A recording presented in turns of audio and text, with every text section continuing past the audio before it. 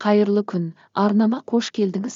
Йод адамның өсуіне, қалқанша бездің дұрыс жұмыс істеуіне, зат алмасуды жақсартуға септігін тигізетін бірден-бір элемент. Йодтың жетіспеушілігінен ең алдымен жүйке жүйесі сыр береді. Сонымен қатар адамның бойын әлсіздік билейді. Еш себепсіз тоқырауға ұшырап, болмашыға жылағысы келіп тұрады. Депрессияға бейімділігі артады, ұмытшақтық пайда болады. Есте сақтау қабілеті төмендеп, сабақ не кітап оқуға деген құлшынысы азаяды. Сонымен қатар ағза йод тапшылығына ұшырағанда ісік, қол, аяқ, көздің айналасы болады. Ісікті кетіру үшін несеп жүргізетін шайдың өзі көмектесе алмайды.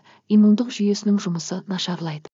Ағза вирустық ауруларға бейімделіп, жиі суықтап ауыратын болады. Гинекологиялық ауруларды қоздырады. Әсіресе иттеккірдің келу уақыты бұзылады. Одан бөлек бедеулікке алып келеді. Егер ағзаны дер кезінде қажетті элементпен толықтырмасаңыз, онда климакстың ерте басталуы ықтимал. Жүрек сыр береді.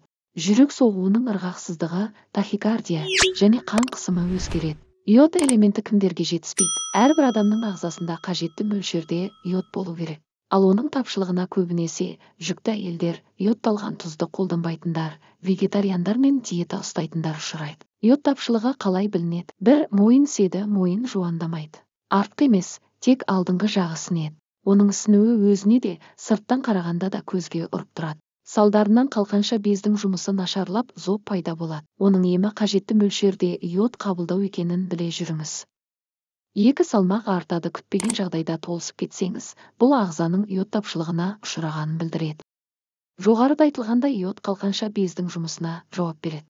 Ал қалқанша без ішектің жұмысына әсер етеді. Егер қалқанша без дұрыс жұмыс істемесе, онда ішіп жеген ас суыңыз дұрыс қорытылмай, ішектің жұмысын бұзады. 3. Шаршау мен әлсіздік. Мамандар ұзақ зерттеуінің нәтижесінде йод тапшылығының адамды қалжыратып, әлсірететінін анықтаған. Өйткені қалқанша без адамды қуаттандыратын күшке ие. Егер йодтың жетімсіздігінен қалқанша без сыр берсе, онда адамның бойын әлсіздік, енжарлық билеп селқостық танытады. 4. Шаштың түсуі. Қалқанша без шаш талшықтарының өсуіне ықпал етеді. Егер оның деңгейі төмен болса, міндетіндегі қызметін дұрыс атқара алмайды. Қалқанша без йод элементімен қоректенетіндіктен оны мейлінше аталған элементпен байыту керек. Егер қалқанша без йод тапшылығына ұшыраса, онда шаштың өңі қашып түсе бастайды. 5. Терінің құрғауы. Егер сіздің теріңіз жыл 12 ай бойы құрғап, қабыршақтанатын болса, оның емі йод екенін біліңіз. Қанша қымбат крем жақсаңыз да нәтиже бермейді. Өйткені ағза йод тапшылығына ұшыраған. Біздің теріміздің клеткаларын қалпына келтіріп, нәрлендіретін қалқанша безі. Жоғарыда айтылғандай, қалқанша бездің бірден-бір емі йод. 6. Тоңу. Бұл да йодтың аздығын білдіреді. Күннің сәл салқынында денесі түршігіп, оранып киінетіндерді жылы киім жылытпайды. Оның ең тиімді емі ағзаны йод элементімен байыту екенін ескеріңіз. Егер ағзада йод жеткілікті болса, онда қалқанша безде, ішекте, асқазан мен ас қорыту жолдары да өз жұмысын керемет жүргізеді. Сондықтан да бір емес, бірнеше дерттің пайда болуына себепші болатын йод элементін қажетті мөлшерде қабылдауға кеңес береміз. 7. Тамыр соғысының өзгеруі. Жайланып отырып, тамыр соғысын бақылап көріңізші. 1 минутта қанша рет дүрсіл қақты? Оның қалыпты соғуына йод көмектеседі. Егер сіз йод тапшылығына ұшыраған болсаңыз, онда жүрек қағысы нашарлайды. Ал егер шамадан артық қабылдасаңыз, онда керісінше жүрек дүрсілі жиі соғады. Бұл екеуі де адамға өте зиян.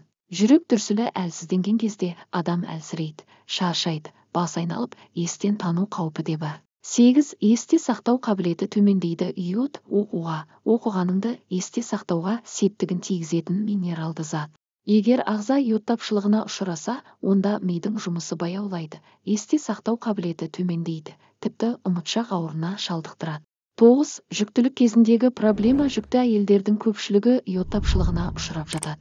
Оған дұрыс тамақтанбау, токсикоз, көңіл күйдің өзгеруі, дұрыс тынықпау себеп болады. Егер сіз қажетті мөлшерде бұл элементті қабылдамасаңыз, құрсағыңыздағы сәби де йод тапшылығына ұшырайды. Йод элементі нәрестенің ағзасына ана сүтімен беретініңізді ұмытпаңыз. Егер өзіңізде йод жетіспесе, онда сәбиіңізге қалай беретініңізді ойлаңыз.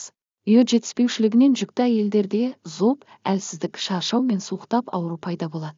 Оның алдын алу үшін құрамы йод элементіне бай тағамдарды тұтыныңыз.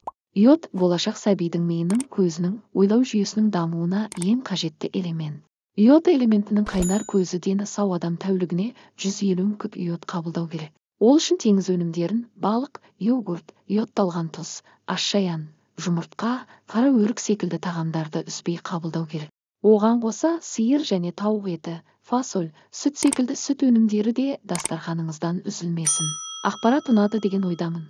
Арнама тіркелмеген болсаңыз тіркеліп кетіңіз.